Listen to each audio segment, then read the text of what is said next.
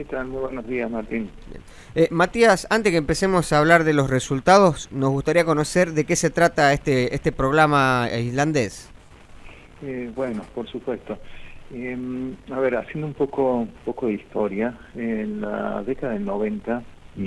Islandia, que es un país al norte de Europa, presentaba las tasas de consumo más altas de todo el continente europeo. Y lógicamente, como todos los países del mundo, intentaban diferentes estrategias que no daban el resultado esperado. Y la particularidad Ujú. que empezó a tener este país es que un grupo de una universidad, de la Universidad de Reykjavik, que es la capital de este país, empezó a estudiar cuáles eran los factores que explicaban este comportamiento en cuanto a sus adolescentes.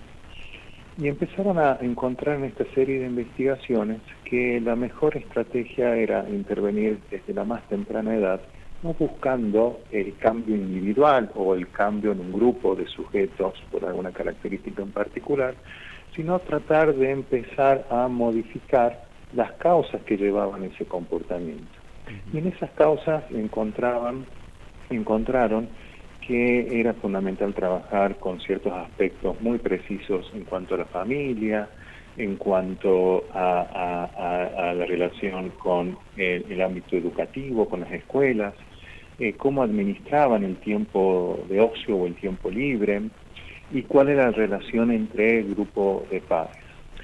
Y toda esta forma de trabajo tuvieron el acierto de empezar a sistematizarlo para poder justamente replicarlo en diferentes lugares. Fue así como empezó a replicarse en otros lugares del mundo, al principio en países europeos y ya hace varios años tienen presencia en los cinco continentes, llevando adelante esta metodología de trabajo. Y hago hincapié en esta palabra porque no Sí. es un programa cerrado con estrategias que de repente han funcionado en Islandia, pero lógicamente en cualquier región de Argentina, con las diferencias, difícilmente tengan Ujú. algún tipo de efectos, sino lo que se trae o lo que ellos llevan a las diferentes regiones, y lo que estamos haciendo en el municipio capitalino de Catamarca, es generar nuestras soluciones a partir de esta metodología de trabajo. Ujú. Metodología que trabajo que tiene como base fundamental el poder tomar decisiones a partir de evidencia, a partir de datos, que son justamente estos informes que se están dando a conocer. Bien. ¿Y con quiénes trabajaron en este caso? Es decir, ¿cuál es la muestra o la población objetivo que se apuntó? Bueno, primero se trabajó con las 40 escuelas que están dentro del ejido municipal, dentro del municipio. Estas 40 escuelas, independientemente de su gestión, porque son escuelas de gestión pública, gestión privada, gestión municipal y también gestión nacional, entonces se pudo generar los acuerdos con todas las instituciones para que sean parte de esta investigación y de este trabajo. Se seleccionó aquellos alumnos y alumnas que están cursando el cuarto año de la secundaria, la edad típica sería 15 y 16 años, y se pudo obtener más del 80% de respuestas satisfactorias Ujú. por Bien. medio de una metodología que consideramos que garantiza el anonimato y la confidencialidad en cada una de las respuestas, porque se toma de manera online, y cada una de esas respuestas de este cuestionario se envían directamente al Centro de Análisis Estadístico de Islandia. Bien. Eso es Allá, importante, ¿no? El anonimato para garantizar que sean los más sinceros posible al momento de preguntarles. Totalmente, porque hay que considerar que se preguntan aspectos que quizás un adolescente o cualquier persona no quisiera que se hagan públicos, o que tengan el temor de que responder con honestidad esas preguntas puedan tener algún tipo de consecuencias. Ujú. Entonces, al ser hincapié en esto, que estos datos se envían a Islandia, en donde la persona que realiza los análisis estadísticos ni siquiera habla español, y que nos envía a nosotros una base de datos depurada, que nos envía diferentes informes para que nosotros podamos interpretar esos resultados, en donde ni siquiera yo, que soy el coordinador de todo este trabajo, puedo tener acceso o poder identificar quién respondió qué, brinda mucha tranquilidad para justamente lograr esta honestidad. Claro. Matías, vamos a los datos. Por ejemplo, ¿cuáles son los cuadros más importantes que se han logrado desglosar a partir de este proceso de recopilación y procesamiento de los datos? Bueno, por empezar nos encontramos como ratificando algunas ideas que ya tenemos presentes. Una de ellas es que la droga es más problemática, o en el sentido de que hay mayor cantidad de sujetos que la consumen, y cuando se asocia con otras variables, las que presentan peores indicadores, es el alcohol, que sabemos que es nosotros en el noroeste tenemos una situación bastante compleja con el consumo de bebidas alcohólicas.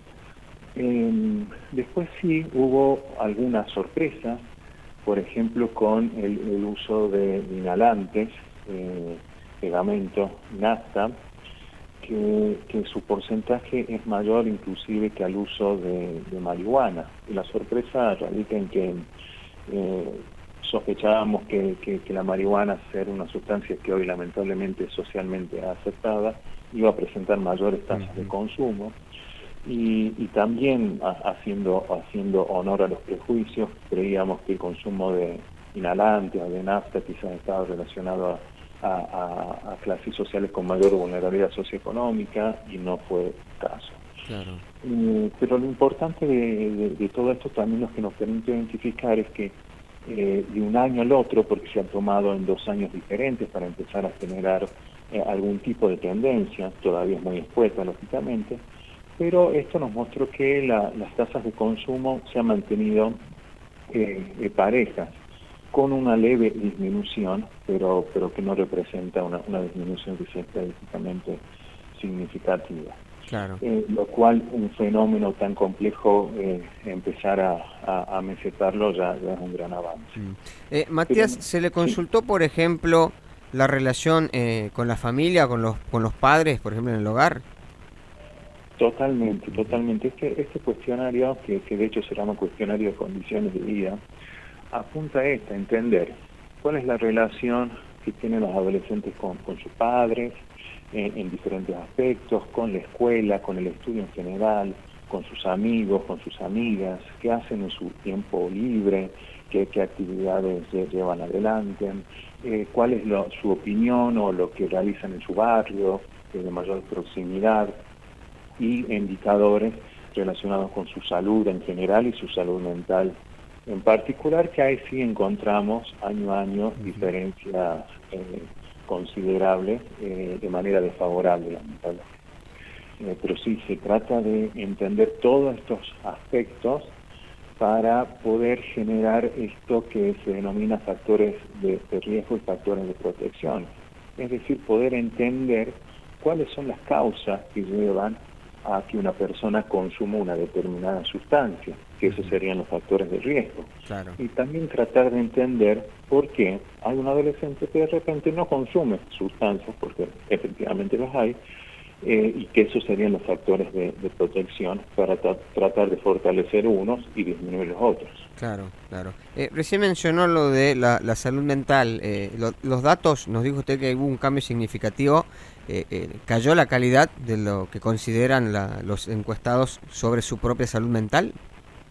Exactamente, y no solo en medidas de autopercepción, o sea, de lo que ellos creen sobre ellos mismos, sino también otros tipos de escalas cuando van referenciando otro tipo de comportamiento. Entonces tenemos mayores indicadores relacionados con depresión, con ansiedad, claro, inclusive con ideaciones suicidas, entre otros aspectos. Matías, a ver, ya tienen los datos, el paso siguiente, me imagino, es ya la voluntad para diseñar las políticas públicas. Exactamente, que es algo que ya se viene realizando, porque automáticamente cuando tenemos los datos se empieza a realizar este proceso de trabajo, de nuevo hablando de esto que decía al principio, de la suerte de tener una metodología sistematizada. Entonces, lo que hacemos es presentar cada uno de estos resultados en las diferentes escuelas y en los diferentes barrios. ¿Por qué? Porque lo que yo estoy hablando o los datos que damos a conocer son los datos del municipio en general. Pero también podemos generar datos de cada una de las escuelas y de cada uno de los barrios con sus particularidades, porque estos datos no se presentan de manera uniforme en todo el territorio.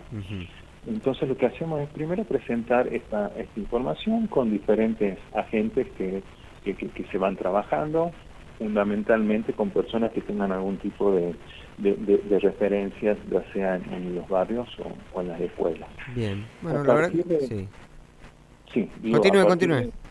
Sí, a partir de estos datos lo que se va generando son diferentes planes de acción en función justamente de la información, y eso es un cambio en la forma de gestión totalmente diferente y novedosa, porque tenemos que ser honestos de que muchas veces las decisiones que tomamos, no solo en la función pública, sino en nuestra vida cotidiana, muchas veces no la basamos en información científica y rigurosa. Entonces la idea es empezar a generar planes de acción a partir de eso, en donde en nuestra área lo que hacemos es coordinar con los diferentes sectores que deberían intervenir en la búsqueda de esas soluciones que se van planteando, y lógicamente empieza la implementación, y después lo que se hace posteriormente es evaluar si eso está teniendo resultado o no, y que nuestra próxima evaluación va a ser el año que viene, en 2024, para justamente poder determinar aquellas cosas que hoy están funcionando para continuarlas, lógicamente, y lo que no esté funcionando, cambiarlas. Perfecto. Matías, muchísimas gracias por su tiempo. Por favor, gracias a ustedes. Que estén bien. Hablamos con Matías García Terán, director de Desarrollo Humano del municipio de San Fernando del Valle de Catamarca.